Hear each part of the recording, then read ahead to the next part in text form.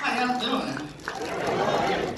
Good, speak, because y'all so pretty, dressed up and stuff. Y'all good, say hello. I'm so happy to be here.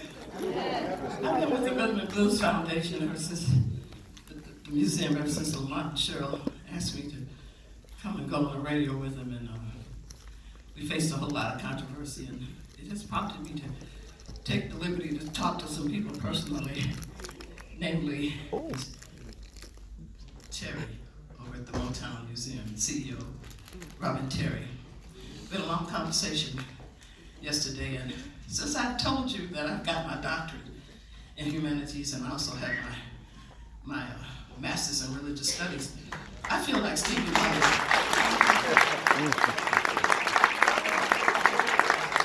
I feel like Stevie Wonder, because whenever he got up to talk, we were growing up, everybody would hope that he would stop and sit down. But he had something to say, and had we listened to him, we'd probably be as famous as he is and as rich as he is right now. But sometimes you have to stop and pause for a moment to find out what we as artists have in our hearts. So after talking to Robin, I said, you know, Lamont spoke well of you the other day. And when is the last time y'all had a meeting? Because it's in my heart to see not only the Charles Wright Museum come together for the Rhythm and Blues Museum, but to also include the Motown Museum and become a league of museums. We as artists, when we were coming together and having accounts at the Independence Bank, because Donald Davis is my cousin, and Kiko, I love you, and those babies are grown now. Anyway, we could get our credit cards at the Independence Bank. I had an account with them until Internal Revenue closed me down. But see, that's something else. I was not always good with business. I had a better mind for the music. I somehow didn't get the business part right, though, but I'm gonna hang in here till we do. There was a time when us artists, and Mary, you should be standing up here with me. But anyway, she'll get her turn.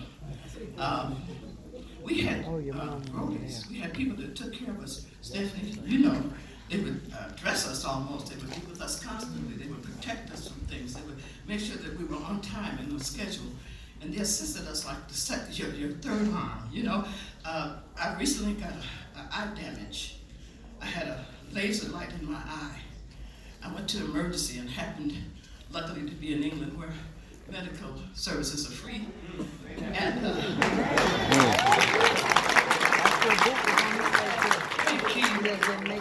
keep Washington and follow him around like I did Marvin Gaye. I luckily went and saw about my eye, and I was nearly blinded, and it's the second time it's happened to me as an artist, and I feel that all of us need protecting. So I want the Rhythm and Blues Museum and the Motown Museum and the Charles H. Wright Museum to find a way to take care of us. Get us a booking agency. Get us some lawyers. Get us some people to care for us. We need caregivers. I want you to consider making that a part of your museum efforts. And there are people sitting in this audience right now with property. You want brick and mortar. There are people like Jolio Smith sitting up there who have brick and mortar who can assist you in finding a place for this Rhythm and Blues Foundation right here in the city of Detroit. Robin called me and told me at the very beginning, she told me, she said, there's a conflict of interest for you to back the Rhythm and Blues Foundation, and I disagreed with her because the people that are being inducted, we started out together. We did shows in the theaters, four shows a day. Amen. Anybody in here that's entertaining know what I'm talking about, just give me an amen every once in a while. Amen. We did 4 shows a day, and somebody would come in and feed us in between shows. And we would work all day long from back-to-back show, a movie, a show, a movie, and very little pay. But that's how we all got famous together, with the Drifters and the Coasters and Chuck Jackson and Tommy Hunt, and I'll keep going if you want me to. Anyway, when I talked to Robin, she said it's possible. There's a possibility of us getting together as a union, and I'm having my birthday party here, my 78th birthday party.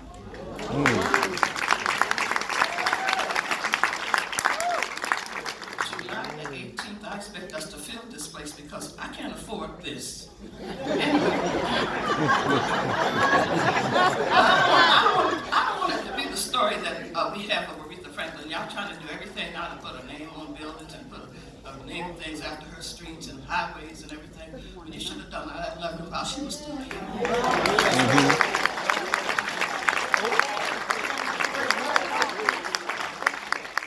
My name is Dr. Martha Rose Reeves, and I love flowers. Give me my flowers while I'm here.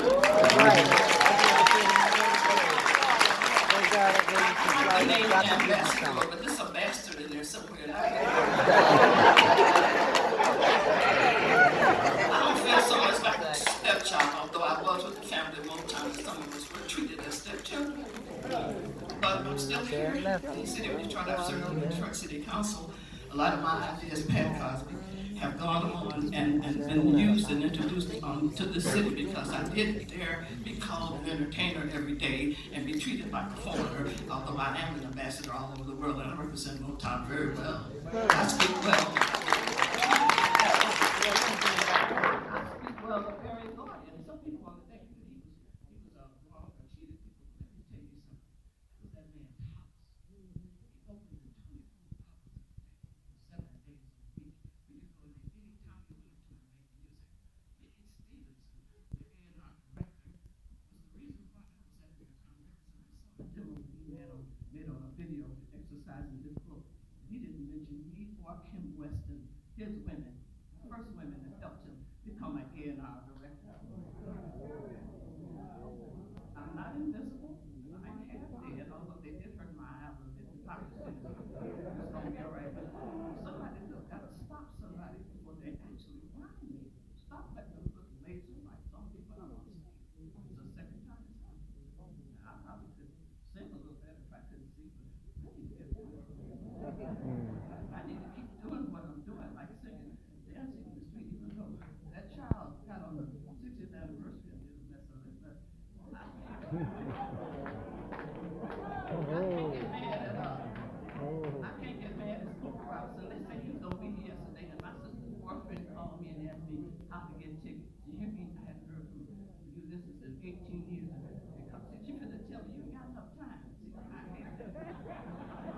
But why you easing up on me then? I can see. This ain't my show, but you're giving me an ambassador award, and I need to tell you that if we work real hard, we can get out these museums. I'm talking blood, sweat, and tears, not brick and mortar. Preserve us, protect us, represent us, keep us safe, because I'm in danger. People thought I had a gang because I sang dancing in the street. I believe I lived on Ryan Street, the cobblestone. We had houses where we played our record players, and when I sang that, that's what I was talking about. My neighborhood, the ghetto on the east side of Detroit. Okay? I'm trying to start a riot. Although I've been accused of that, I ain't got no game. I've never met a Black Panther, but I know a lot of black people.